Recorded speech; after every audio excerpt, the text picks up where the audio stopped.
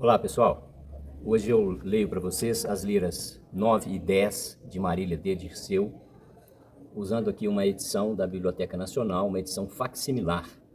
Portanto, ela reproduz a impressão da primeira edição. Eu colocarei aí para vocês as imagens, para vocês terem uma noção de como era a grafia daquele período da produção da obra, da primeira edição da obra.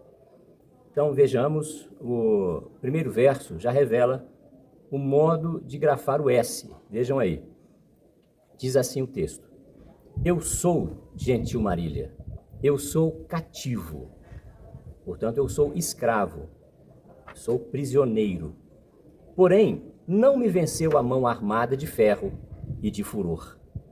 Então vejam só, ele é um escravo, ele é uma pessoa capturada por alguém que, em vez de usar mãos armadas de ferro, usou outra coisa. E ele continua.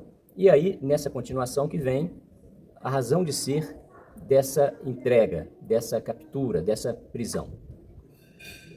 Uma alma sobre todas elevada, uma alma acima, mais elevada que todas as demais, não cede a outra força que não seja a tenra mão de amor. Então, vejam só, ele sendo uma alma mais elevada, ele tem condições ele tem elementos de luta, né? Elementos de reação. E no caso, ele assume, ele declara que essa captura foi feita pela paixão, pelo amor, pela atração. Vamos reler? Eu sou, gentil Marília, eu sou cativo, porém não me venceu a mão armada de ferro e de furor. Uma alma sobre todas elevada não cede a outra força que não seja a tenra mão de amor. Então a força que o venceu, a força que o capturou, foi a força do Cupido. Arrastem, pois, os outros, muito embora, cadeias nas bigornas trabalhadas com pesados martelos. Vejam bem, é importante falar de uma coisa chamada enjambement, que aparece aí nesses versos. É uma expressão francesa que significa mais ou menos encavalamento. O sentido de um verso é encavalado no outro, no próximo, no seguinte. Não existe pontuação aí. Então, eu não posso ler parando, dando pausa depois de cada verso. A leitura precisa ser continuada porque o sentido está exatamente no ritmo adequado da leitura, não é?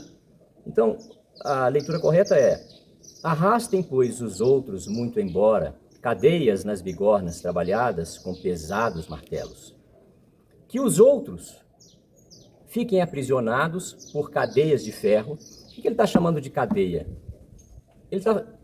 Essa expressão aí, o sentido dela é de sequência. Sequência de quê? Sequência de elos, não é? Vejam que aparece a palavra bigorna. Bigorna é um instrumento de trabalho do ferreiro. É uma ferramenta de ferro sobre a qual ele coloca outras que estão sendo confeccionadas, normalmente de metal muito aquecido, e que são moldadas com o bater dos martelos. Então essas cadeias aí são de elos de corrente, tá? Imaginem o seguinte, você tem um metal cilíndrico comprido. Você esquenta esse metal e começa a bater nele. Apoia na bigorna e vai batendo nele até ele chegar nesse formato aqui. Depois você bate em outro, ele chega nesse formato, você faz essa junção e bate nos dois e forma dois elos de uma corrente, e assim você continua até fazer uma corrente. Então essa imagem, essa figura, essa imagem que ele cria para nós aí, olha, presta atenção. Arrastem, pois, os outros muito embora, cadeias nas bigornas trabalhadas com pesados martelos. Viram? Então, que outros arrastem correntes feitas no ferreiro, usando bigornas e martelos. Eu tenho as minhas mãos ao carro atadas com duros ferros não.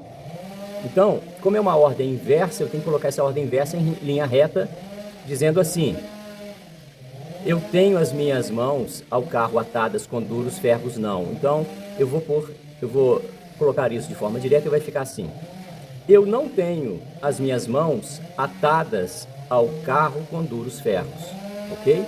As minhas mãos não foram atadas com duros ferros. Com que então? Com fios douros, que são os teus cabelos. Tá claro aí? Então, ele disse lá atrás que ele é um escravo, que ele tem as mãos atadas, acorrentadas, mas diferentemente das outras pessoas, ele não se deixa prender por armas e por correntes, e agora ele diz que os outros é que devem fazer isso. Ele não, ele está amarrado por fios de ouro, e esses fios de ouro são os teus cabelos. Na terceira estrofe: oculto nos teus meigos vivos olhos, Cupido a tudo faz tirando a guerra. Então, veja bem, alguém está oculto. Quem está oculto? Ele. Né? A própria desinência final de oculto não está ocultos. Se tivesse ocultos, seriam eles. Né? Não está oculta. Se tivesse oculta, seria ela. Está oculto. Então, oculto quem? Ele. Ele, Cupido. Onde Cupido está oculto? Nos teus meigos e vivos olhos. Então, quando alguém olha para os teus olhos, ele, ao olhar para os teus olhos, se submete, se sujeita, se põe cativo. Por quê? Porque de lá de dentro dos teus olhos, o Cupido faz tirana a guerra. Que tirana a guerra é essa? É o flechar nos corações das pessoas que olham para você, né? Sacode a seta ardente. Então, de lá de dentro dos teus olhos, ele sacode a seta ardente, ele manda, né? Ele envia a seta ardente, a flecha. E, sendo despedida cada terra, seja mandada, seja enviada a cada terra, as nuvens rompem. Chega ao empírio, chega ao alto empírio e chega ainda quente, abrasada de amor, obviamente. As abelhas, nas asas suspendidas, tiram, vejam como era a grafia do tiram, não era com a M, era com a O-til. Tiram, Marília, os sucos saborosos das orvalhadas flores. Então vejam bem, aquele método de comparação dos elementos da natureza com os elementos de Marília. Ele diz assim, ó, as abelhas, quando estão suspensas nas asas do Cupido, tiram os sucos saborosos das orvalhadas flores, das folhas molhadas com as gotículas do orvalho. Agora, quando as abelhas estão pendentes dos teus beiços graciosos, ambrosias chupam. Que ambrosias são essas? O sabor dos seus lábios, do seu beijo, da sua boca, né? Chupam 1000 feitiços, 1000 encantamentos, 1000 atrativos, nunca fartos amores, não é? Então, amores que nunca acabam, né? Amores que são muito intensos. O vento, quando parte em largas fitas as folhas, que meneia com brandura a fonte cristalina, que sobre as pedras cai de imensa altura, não forma um som tão doce como forma a tua voz divina.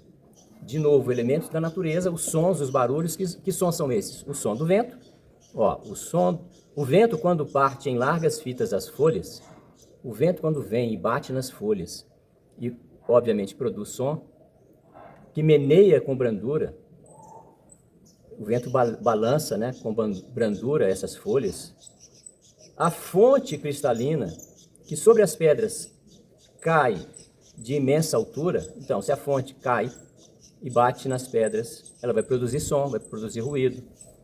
Nem o vento e nem a queda da água forma um som tão doce como forma a tua voz divina. Então, mais uma vez, os elementos da natureza postos aqui para, por comparação, ressaltarem a beleza de Marília. Em torno dos teus peitos, que palpitam, de novo a grafia de palpitam, exalam, a grafia de exalam, 1000 suspiros desvelados, enxames de desejos, eles exalam enxames de desejos, ponto e vírgula.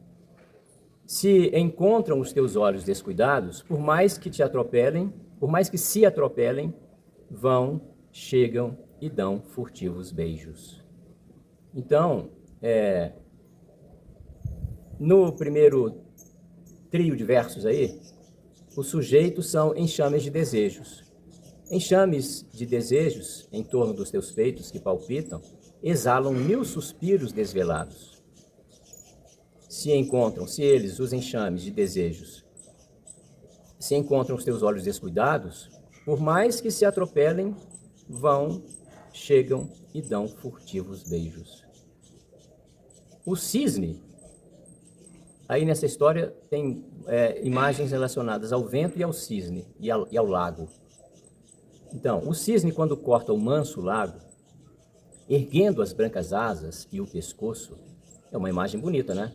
Imaginem um lago com um cisne maravilhoso, atravessando e abrindo as asas e esticando o pescoço. Uma cena bonita de se ver. A nau aí, nave.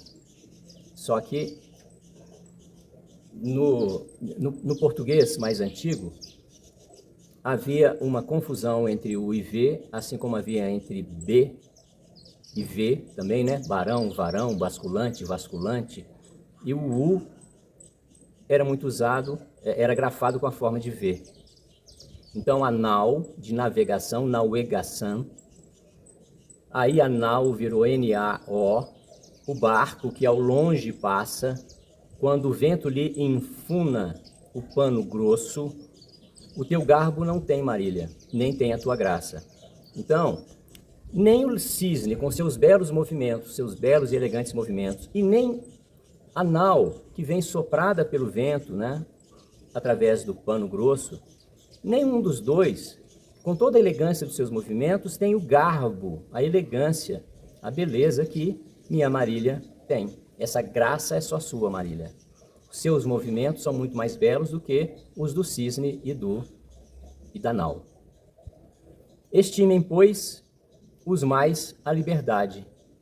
Portanto, os demais que queiram a liberdade, que optem, que prefiram a liberdade. Eu não quero essa liberdade. Eu quero o quê? Ser escravo. Eu prezo o cativeiro. Sim, nem chamo a mão de amor ímpia. Honro a virtude e os teus dotes amo. Também o grande Aquiles veste a faia, também Alcides fia. Então, ele faz referências a duas figuras corajosas, belas, vigorosas, que também optam pelo amor, também optam pelo cativeiro, adotam a mesma postura que ele. Ok? Então, continua a Marília de Dirceu na lira 9, com essa mesma característica. Vejamos a lira 10. Se existe um peito que isento viva da chama ativa que acende amor, não habite neste montado, fuja apressado do vil traidor. Corra, que o ímpio aqui se esconde.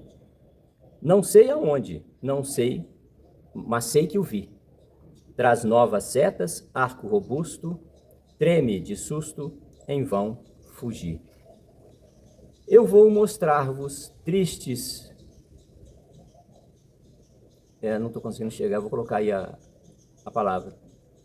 Tristes alguma coisa, quantos sinais o ímpio tem. Ó, como é justo que todo humano um tal tirano conheça bem. Bom, já vimos que o tirano é o amor, né? No corpo, ainda menino, existe, mas quem resiste ao braço seu. Ao negro inferno levou a guerra, venceu a terra, venceu o céu. Jamais se cobrem seus membros belos e os seus cabelos, que lindos são. Vendados olhos que tudo alcançam e jamais lançam a seta em vão. As suas faces são cor da neve e a boca breve sorrisos tem. Mas, respira negros venenos, que nem ao menos os olhos veem. Aljava grande, dependurada, sempre atacada, de bons arpões. Fere com estas agudas lanças, pombinhas mansas, bravos leões. Se a seta falta, tem outra pronta, que a dura ponta jamais torceu. Ninguém resiste aos golpes dela, Marília bela, foi quem lhe a deu. Não sustente dura peleja, o que deseja ser vencedor. Fuja e não olhe, que só fugindo de um rosto lindo se vence amor. Muito bonito. Reparem que a lira 10 ganhou uma musicalidade mais acentuada. Essa musicalidade pedia uma leitura um pouco mais rápida e por isso mesmo o autor cuidou de fazer o texto mais acessível. Repararam nisso, né? Como é uma leitura mais rápida, mais fácil, por causa dessa circularidade musical que foi impressa e que exigiu foi impressa ao texto, né, colocado no texto, e que exigiu, portanto, que a escrita, a redação fosse mais imediata, tivesse uma compreensão mais acessível. É isso. Paramos aqui na lira 10. Mais tarde volto com mais 2 ou 3 liras para vocês. Um grande abraço, que Deus abençoe vocês.